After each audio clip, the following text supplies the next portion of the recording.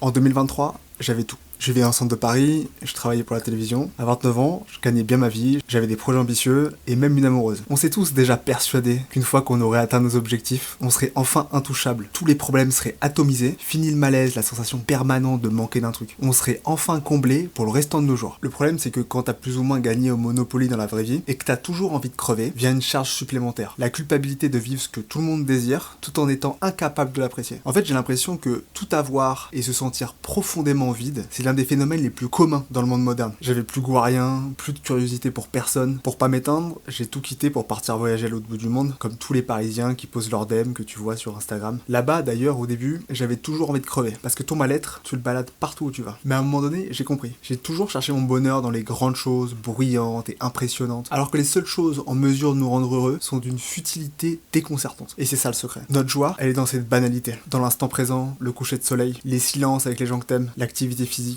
la place pour les élans spontanés que tu ressens. Et si c'est aussi con que ça, bah j'y peux rien. Retrouver la flamme, c'est d'abord marcher, dormir, sourire aux gens que tu croises, c'est refaire des choses que t'aimes, même si au début tu ressens pas grand chose. Bref, je nous souhaite le meilleur, parce que je sais qu'on en est capable, et je sais comme le monde serait infiniment plus beau si on s'occupait davantage de nos besoins que de nos désirs farfelus.